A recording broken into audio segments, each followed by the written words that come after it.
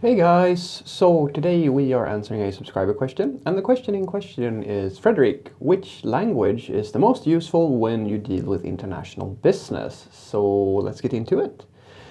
Well, it depends a little bit on it depends on what we mean by international business and what we actually mean about like that being a benefit in of itself. Because I mean, if you're going to do international trading, there's quite a range of things. But if you are going to offer, say, consultancy services to a range of people around the globe, that's a different type of story, right? But if we go with, actually, let's try to define both of these because I think I can give a pretty good answer to both of these. So let's start with the one case, all right? So you are going to do some type of international trading of some sort. You're going to support a range, a multitude of different services or something of this nature. You're going to work towards an international company.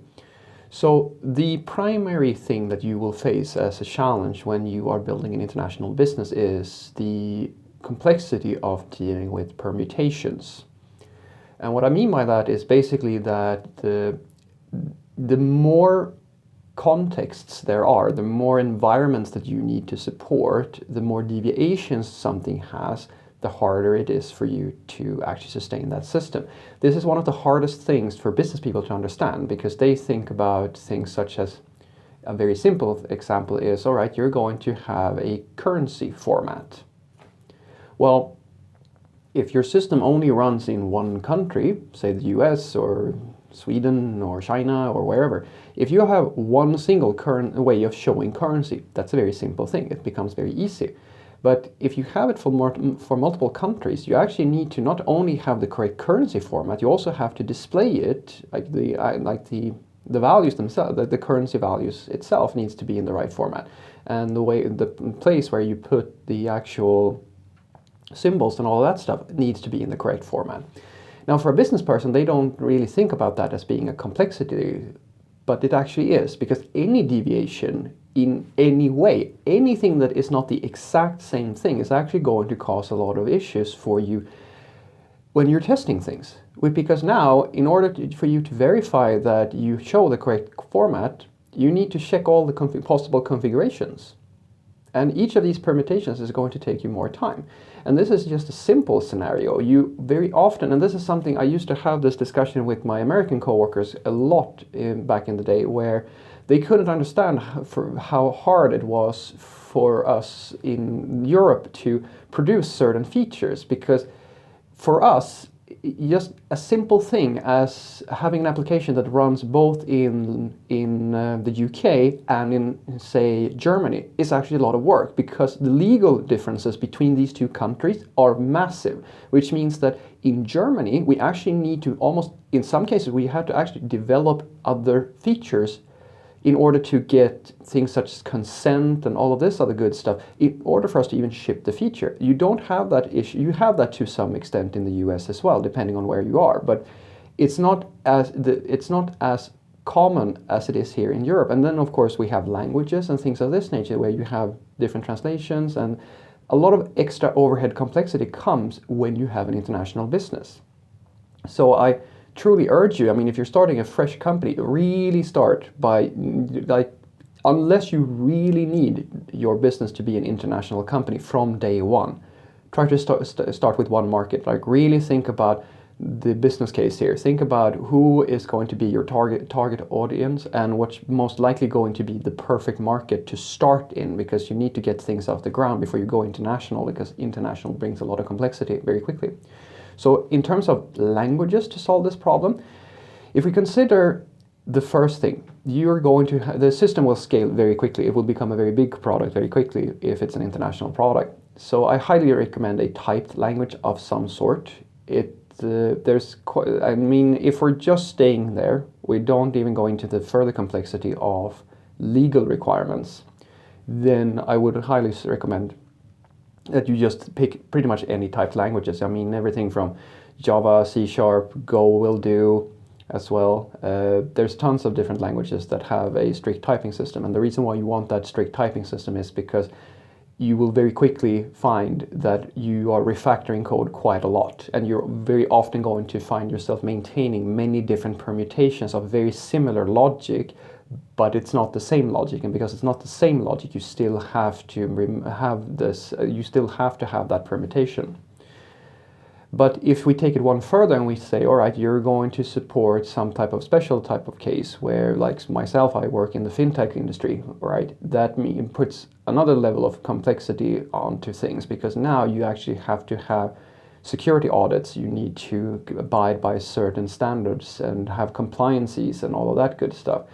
That brings another level to this, where it would be very tricky for you to use certain platforms in order to be legally compliant with the requirements from, say, a bank or things of this nature when you have a partnership. So it's not impossible to use a loosely typed language here, but I would say that the same rule applies. You want it to be a strictly typed language of some sort. And ideally, you should probably pick something that is fairly stable, that has been around for a while. And this is where I'm just going to say the obvious thing. You're going to pick C# or you're going to pick Java.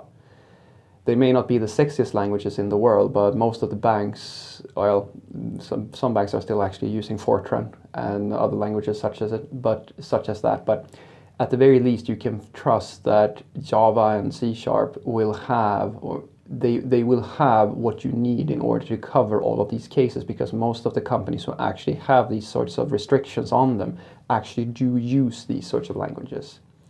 So that's going to be my answer for one part. If we're flipping things and we're saying, all right, you're not necessarily running a business in of it's just a business, you are doing something of international consultant type of deal, that thing, right?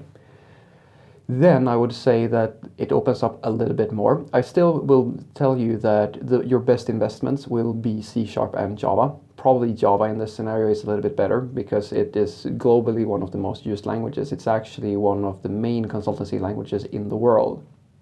It's a very, very good choice just globally to specialize in Java. Though you should know that there's quite a lot of competition in this area because of the size of the language and how widespread it actually is. But there is one more which you should consider here, and that is PHP. The reason why I say that is not necessarily because PHP is especially good at doing something that is international, but there's quite a lot of countries, and that's something that we here in the Western world forget, that different regions within the world actually have different levels of adoption of technology. So if you go to the extreme and you go to, say, Silicon Valley, like that part of the US, you will find people working with most really, really bleeding edge technology, right? But if you go to, say, India, it's actually very common that people are using WordPress, they are using PHP, things of this nature. So being a consultant in an international context actually is more about figuring out it's not about being bleeding edge necessarily, it is about figuring out the biggest and most popular languages in the different markets. And Java and C# are globally very, very popular. Java probably bigger than most, but PHP is also in there, and you can think what you want about that, but PHP is one of the world's biggest languages, and it is still there's quite a lot of money being made from that platform, and a lot of people are actually still using it, right? So what I want you to take away from this is that if you are starting an international company of any sort, I highly recommend that you at least consider a typing system of some sort. I mean, you can start, if you like Node, you should consider using TypeScript fairly early on, because the complexity of the application will grow very quickly when it's an international product. If you have to work towards really older institutions where there are legal aspects, I really, really encourage you to work with something like Java and C#, because it is very tricky it's a big risk if you can't be legally compliant, because you need to be legally compliant. Even if your technology is cutting edge and your product is amazing, these companies will not do business with you unless you can be compliant. You can probably find a Go package or something that will give you these sorts of things, but you really don't want some auditor coming into your company, checking out your infrastructure, checking out all the stuff that you picked, and just pointing out, saying that there are security risks here and you need to fix those, and then you find out that, yeah, my ecosystem isn't mature enough to actually fix this problem. That's a bit of a risk.